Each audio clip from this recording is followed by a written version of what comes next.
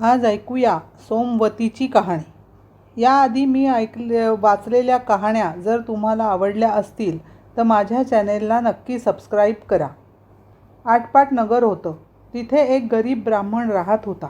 त्याला 7 मुलगे होते व 1 मुलगी होती। त्या ब्राह्मणाच्या बायकोचं नाव धनवंती आणि मुलीचं नाव गुणवंती होतं। त्यांच्या घरी अशी चाल होती की आल्या ब्राह्मणाची पूजा करावी, सगळ्यांनी त्याला भिक्षा घालावी, नमस्कार करावा।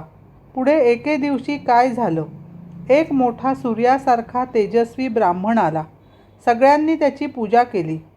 7 सुनांनी त्याला भिक्षा घातली, नमस्कार केला। ब्राह्मणांनी त्यांना आशीर्वाद दिला, संतती वाढो, संपत्ती वाढो, तुमचं सौभाग्य अक्षयी असो। धनवंती बाईने आपल्या मुलीला सांगितलं, मुली मुली भिक्षा घाल। मुलगी उठली, भिक्षा घातली आणि नमस्कार केला। ब्राह्मणानं तिला आशीर्वाद दिला, धर्मिणी हो। मुलीनं आपल्या आईला सांगितलं, आई आई, भटजींनी जसा वहिनीला आशीर्वाद दिला तसा मला नाही दिला। आई म्हणाली, चल पाहू, पुन्हा त्याला भिक्षा घाल। मुलीने पुन्हा भिक्षा घातली, नमस्कार केला। ब्राह्मण म्हणाला, धर्मिणी हो। तेव्हा धनवंतीने त्याला विचारलं, हिला असा आशीर्वाद का देता? ब्राह्मण म्हणाला, हिला लग्नात वैधव्य येणार आहे। धनवंतीनं ब्राह्मणाचे पाय धरले आणि म्हणाली, जो अपाय सांगेल तोच उपाय सांगेल। माझी एकुलती एक मुलगी जर रणकी झाली तर मी काय करू? याचा मला काहीतरी उपाय सांगा, असे म्हणून रडू लागली। ब्राह्मणाला तिची दया आली। बाई बाई रडू नका, मी तुम्हाला एक उपाय सांगतो। 7 समुद्रापलीकडे एक बेट आहे, तिथे एक सोमा नावाची परटीण आहे, तिला मुलीच्या लग्नाला आणा, म्हणजे तुमचं दुःख दूर होईल। लगीन झाल्यावर तिला वाटेला लावा। असे म्हणून ब्राह्मण दुसऱ्या घरी भिक्षेसाठी गेला। इकडे काय झाले, धनवंतीनं आपल्या नवऱ्याला सांगितलं, अशी अशी गोष्ट आहे, कोणीतरी जाऊन सोमेला आपल्या घरी आणलं पाहिजे। तेव्हा त्यांनी आपल्या मुलांना जवळ बोलावलं। त्यांना सांगू लागल्या, ज्याची आमच्यावर भक्ती असेल त्यांनी आपल्या बहिणीला बरोबर घ्यावं आणि सोमेला आणायला जावं। तेव्हा सगळे मुलगे आईला म्हणू लागले, तुझी सगळी माया मुलीवरती, आमच्यावर काही माया नाही। 7 समुद्रापलीकडे आम्ही काही जात नाही। हे ऐकून आईला रडू आलं। बापाला वाईट वाटलं। तो आपल्या बायकोला म्हणाला, तू काही भिवू नको, आपल्याला 7 मुलगे असून नसून सारखेच, तू आपली निपुत्रिक आहेस असे समज, तू काही काळजी करू नको, मीच जातो नि सोमेला घेऊन येतो। तेव्हा त्यातला धाकटा मुलगा होता तो आपल्या बापाला म्हणाला, बाबा बाबा, आम्ही 7 जण असून तुम्ही आपल्याला निपुत्रिक असं का म्हणवून घेता? मी ताईला बरोबर घेऊन जातो आणि सोमेला घेऊन येतो। पुढे आई बापांना नमस्कार केला आणि ती आपली बहीण भावंड निघाली। जाता जाता समुद्र आला। वाऱ्याचा सोसाटा चालू झाला। समुद्राच्या लाटा येऊ लागल्या। पलीकडे कसं जावं हे सुचेना। जवळ काही खायला नाही, प्यायला नाही। सारं त्रिभुवन दिसू लागलं। परमेश्वराचं स्मरण केलं, देवा, आता तूच या संकटातून पार पाड, असा देवाचा धावा केला। तिथे एक वडाचं झाड होतं, त्याच्या खाली ती जाऊन बसली। सगळा दिवस उपास पडला। त्या झाडावर गृध पक्ष्यांचं घरटं होतं, त्यात त्या पक्ष्यांची पिल्लं होती। संध्याकाळ झाली, गृध पक्षी घरी आले, पिल्लांना चारा देऊ लागले। पिल्लं काही चारा घेत ना। त्यांनी आपल्या आईबापांना सांगितलं, आपल्या घरी 2 पाहुणे आले आहेत, झाडाखाली उपाशी आहेत, त्यांना टाकून आम्ही जेवणार नाही। गृध पक्षी खाली आले, ब्राह्मणाला पुसू लागले, तू असा चिंतेत का पडला आहेस? तुझं काही काम असेल ते आम्हाला सांग, आम्ही ते पार पाडू, तुझी चिंता दूर करू, उपाशी काही निजू नको, आम्ही तुला फळे देतो, ती थोडीशी तू खा, थोडीशी ह्या मुलीला दे। ब्राह्मणाला आनंद झाला। त्याने देवाचे आभार मानले। गृध पक्ष्यांना आपला हेतू सांगितला। पक्षी म्हणाले, उद्या उजाडल्यावर तुम्हाला मी घेऊन जातो, सोमा परटिणीच्या दारी नेऊन सोडतो। मग बहीण भावांनी फळं खाल्ली। रात्री आनंदाने झाडाखाली निजली। उजाडल्यावर पक्षी झाडाखाली आले। बहीण भावांना आपल्या पाठीवर बसवून सोमेच्या घरापाशी नेऊन सोडलं। पक्षी पुढे चरायला गेले। इथे बहीण भावंडांनी काय केलं? रोज पहाटेस उठावं, सोमा पर्टिणीचं अंगण झाडावं, शेण घेऊन सारवून ठेवावं. असे करता करता वर्ष निघून गेले. एके दिवशी सोमेनं आपल्या मुलांना व सुनांना विचारलं, रोज सकाळी कोण उठतं? माझं अंगण कोण झाडतं? त्याच्यावर सारवण कोण घालतं? ही म्हणे मी नाही, ती म्हणे मी नाही. तेव्हा सोमेला आश्चर्य वाटलं.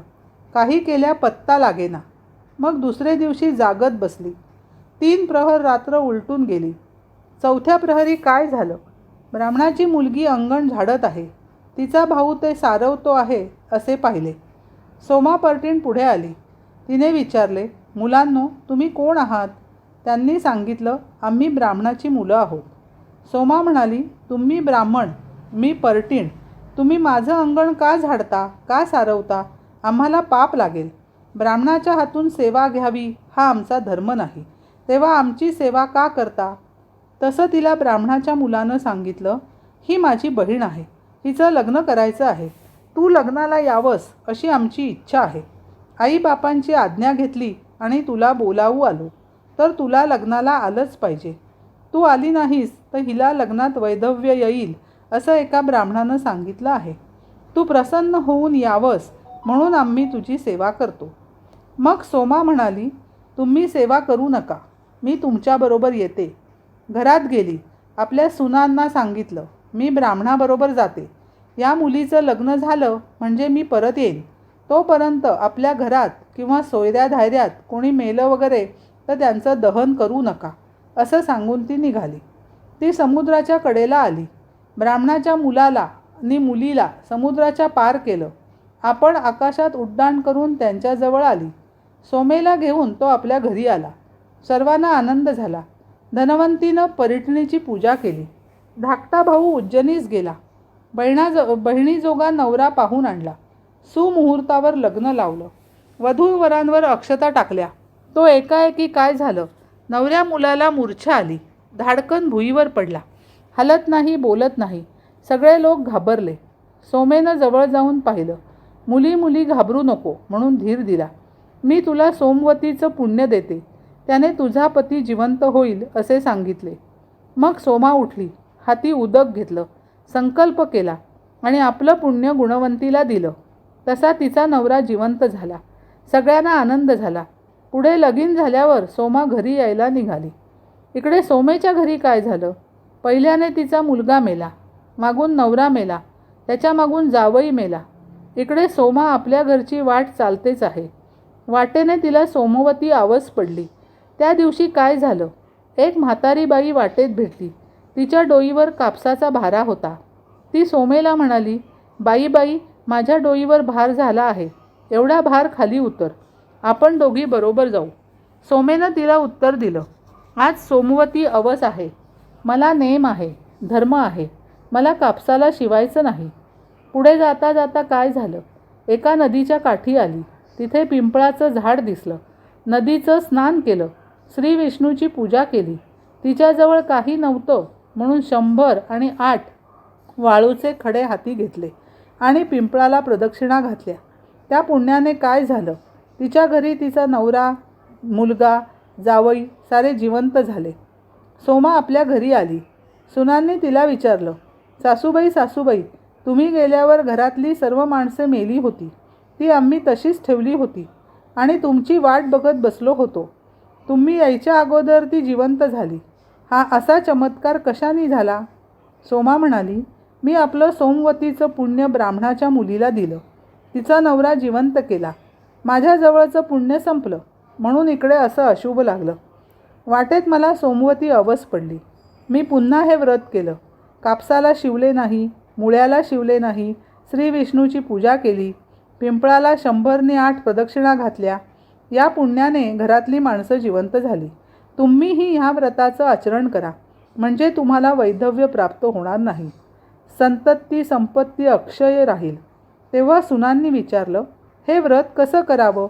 तशी ती म्हणाली, सोमवती अवस आली म्हणजे सकाळी उठावं, स्नान करावं, मुक्यानं वस्त्र नेसावं, पिंपळाच्या पारावर जावं, श्री विष्णूची पूजा करावी, श्रीमंतांनी हिरे माणके घ्यावी, पोळी घ्यावी, सोन्या रूपाची भांडी घ्यावी, गरिबांनी आपली तांब्या काशाची घ्यावी. चांगली चांगली फळं पुष्प घ्यावी. जशी अनुकूल असतील तशी घ्यावी. पण ही सगळी 100नी 8 मोजून घ्यावी. तितक्या प्रदक्षिणा घालाव्या आणि जे आपण घेतलं असेल ते सारं ब्राह्मणाला द्यावं. सवाष्ण ब्राह्मणाला जेवू घालावं आणि आपण मुक्याने जेवावं. असं व्रत जी करील तिला वैधव्य प्राप्त होणार नाही. इच्छित फळं प्राप्त होईल. संतती संपत्ती वाढेल. ही 60 उत्तराची कहाणी. 5 उत्तरी सुफळ संपूर्ण.